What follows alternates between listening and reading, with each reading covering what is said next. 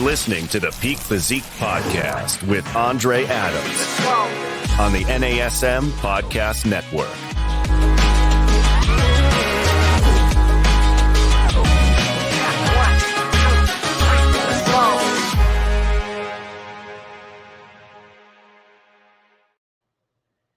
Hey, what's up, everyone? This is your boy, Andre Adams, NASM Master Trainer and IFBB Physique Olympian. I'm so excited to bring you all here to episode 1. This is the premiere episode for the Peak Physique Podcast.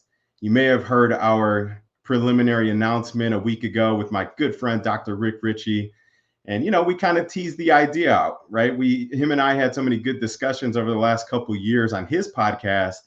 And there's so many things that I'm excited to share with you guys about the sport of bodybuilding, physique, and transformations that it deserved its own podcast. And it's funny, when I actually sat down and thought about this and started sketching up ideas for, episode content, I think my list probably ran out the next 2 years. There's so much to talk about. So again, thank you all for being here. Very excited to share a bit about my story, my journey with you. But first, we'll talk a little bit on topics that, you guys can expect us to cover over the subsequent episodes. Definitely going to hear a bit about my journey, my personal experiences, both as we'll call it pre-bodybuilding, right? Just as a general fitness enthusiast and powerlifting athlete at the time. And then my experiences as a bodybuilding athlete, all the way from a novice to the physique Olympia stages.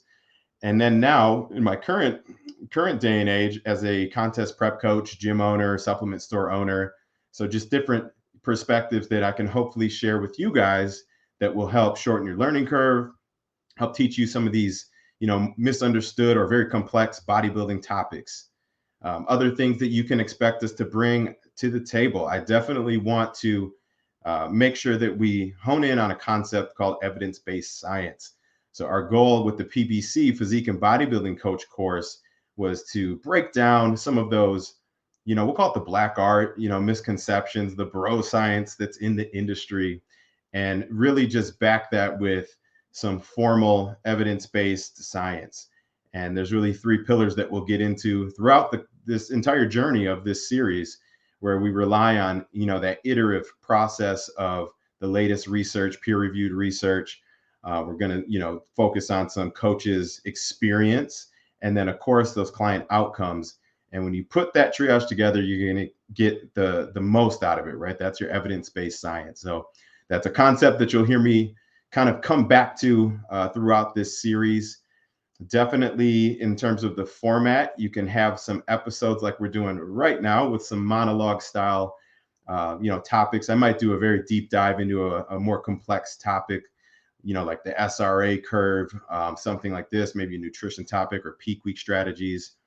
And then I would say 50% of this podcast series is for you guys. We are bringing some notable figures in the industry, some fitness celebrities, not to name drop, but let's name drop a few of my really good friends in the industry. We've got Miss Andrea Shaw, the 3-time reigning Miss Olympia bodybuilding champ, coming on the episode soon. So stay tuned for those announcements. We've got Miss International Wellness, Cassie Gillis. Actually just got done hanging out with a good buddy of mine. You may have heard of him before. It's 8-time Mr. Olympia, Ronnie Coleman.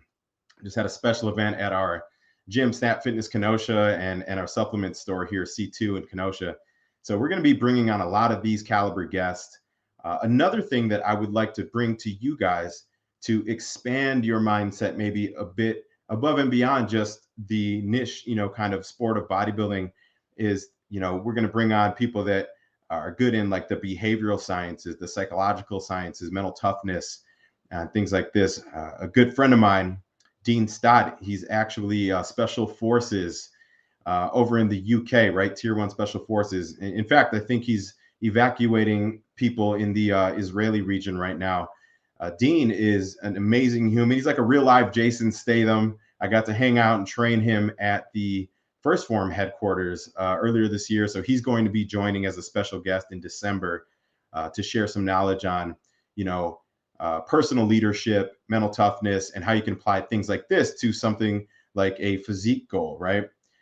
So definitely some cool things, amazing people to look forward to. Every week, we're going to be making different announcements. So stay tuned for all that good stuff in subsequent episodes. Definitely going to hear from some judges too. So that's one that I know you guys have asked me leading up to this premiere episode. And we'll definitely have some IFBB head judges. You know, a good friend of mine, Tangi Johnson. She's a former American gladiator, also an IFBB judge. Tarek Gundy, him and I just hosted a seminar out at Legion Sports Festival in Reno. Tarek's a brilliant mind. He can break down in detail, down to the minute details of what the criteria is for each division. So always a pleasure to pick their brains, share that with you guys so that hopefully between yourselves, your coaches, you can start to formulate a strategy to reach your physique goals. So more to come on that. And, you know, for you guys that are just joining us, again, welcome to the Peak Physique Podcast premiere episode. I'm your host, Andre Adams, and I'm excited to share with you a bit more about my personal journey and experiences. And I think that's a good segue. Let's pause there and let's tell my story. Who am I? How did I get here? You know, what's special about it? The interesting thing is I'm a lifelong fitness enthusiast, and you know, this weekend, it was fascinating for me to actually sit with my dad, who's now 82, and Ronnie Coleman at the dinner table and listen to them just share stories on, you know, 20, 30, 40 years ago, things that they were doing in terms of their workouts and how basic and elementary the diet and nutrition and supplements were, right? In fact, I remember my dad telling Ronnie about these terrible tasting liquid aminos that tasted like Dayquil, right? And it's fascinating to see, just since I've been around, how far the industry and the sport has come.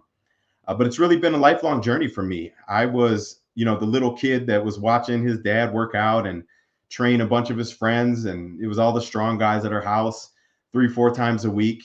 And I couldn't wait to start lifting. So around my 12th birthday, so 26 years ago, my dad let me do my first bench press on my 12th birthday.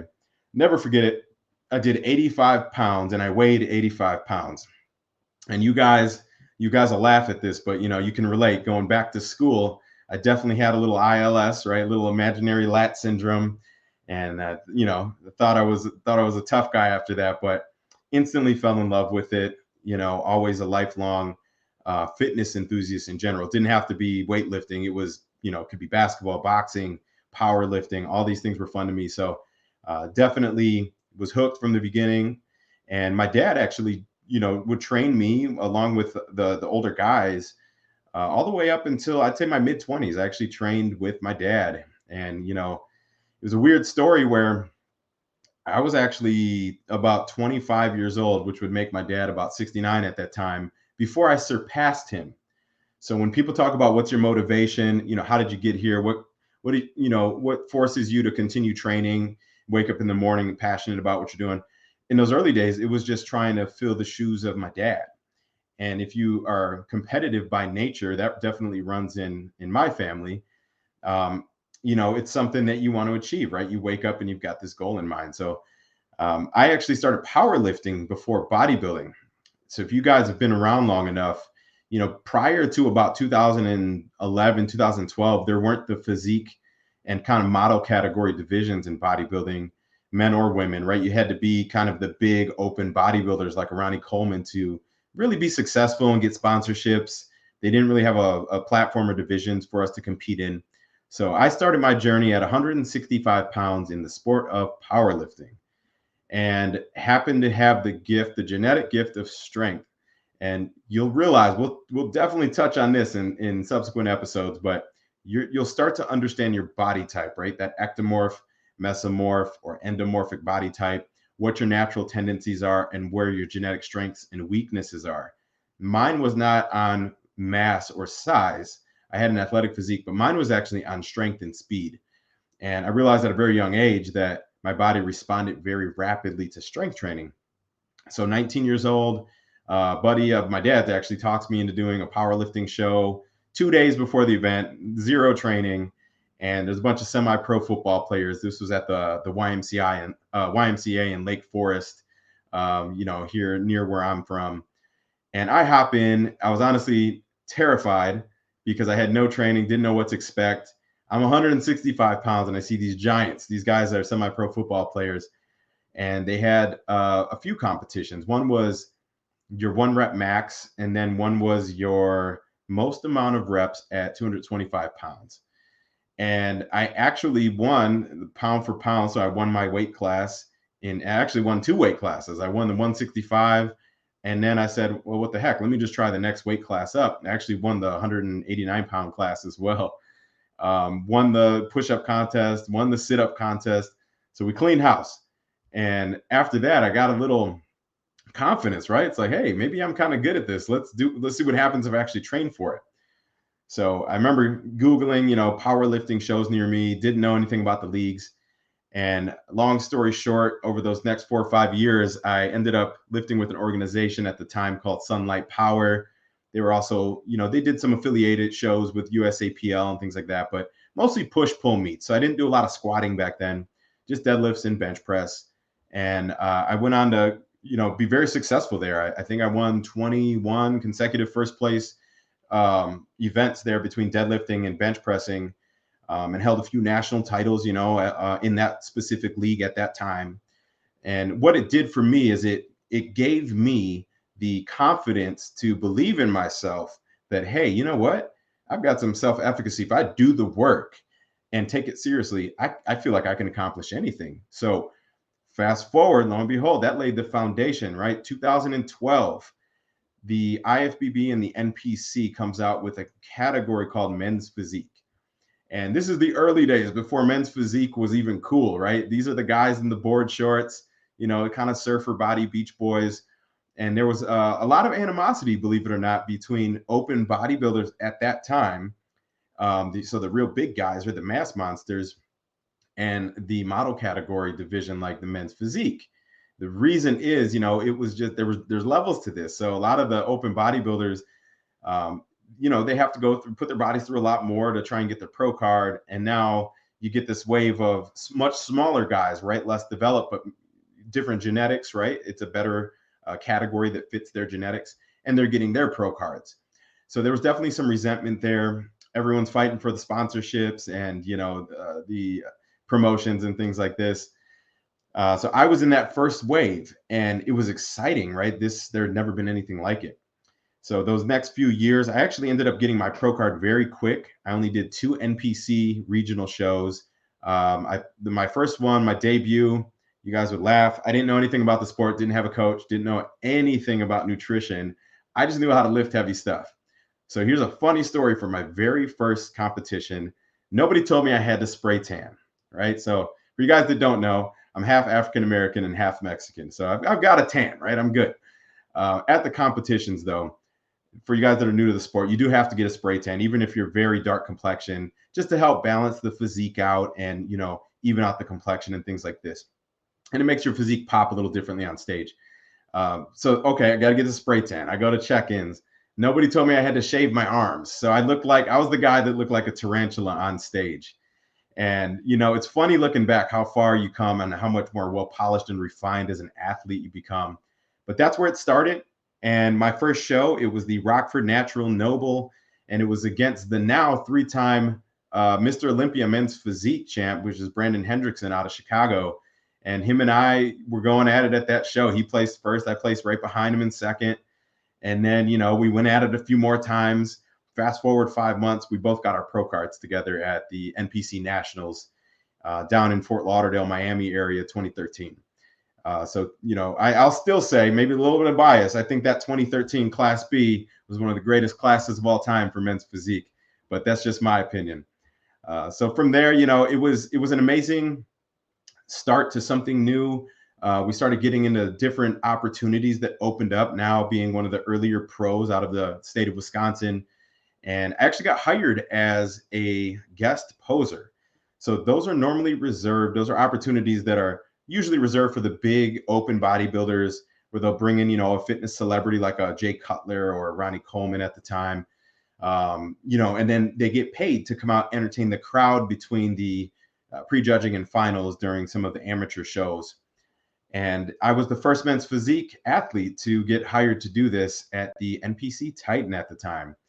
Now, here's the caveat. Again, we wear board shorts in men's physique. So I'm thinking to myself, wow, there's like 3 poses I can hit.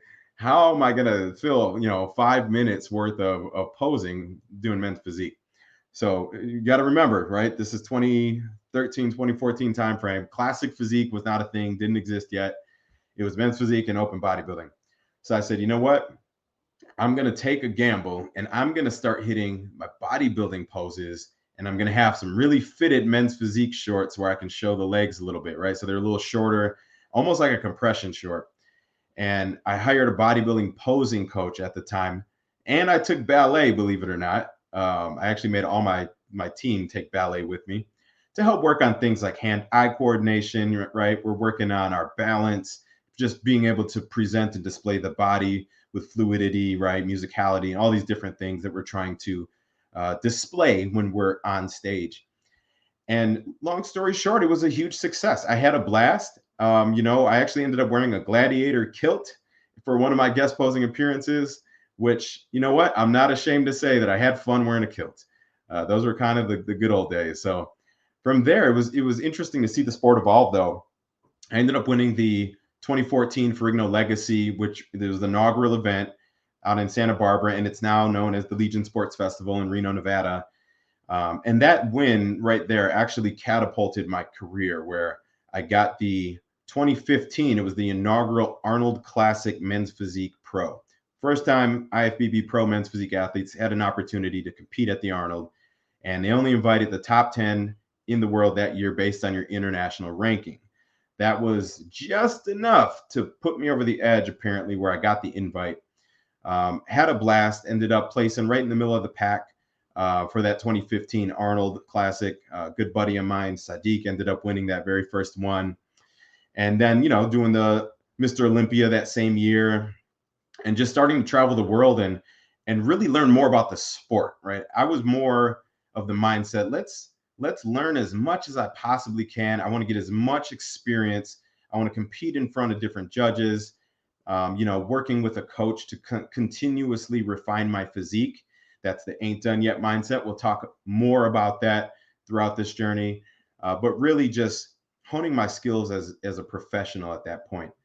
And those are some of the best experiences I had. So, over the years, the sport's evolved where we've got different categories that have now opened up, such as classic physique, which is where I'm currently at in my career. I've been there since 2017, and it's been a blast, right? You get to display the legs, you get to display amazing posing, and that's really like the epitome of the sport to me, where it's the artistry and creativity. That's a self-expression, almost like a martial art, where you get to express yourself through your weight training, through your artistry and your posing and performance on stage.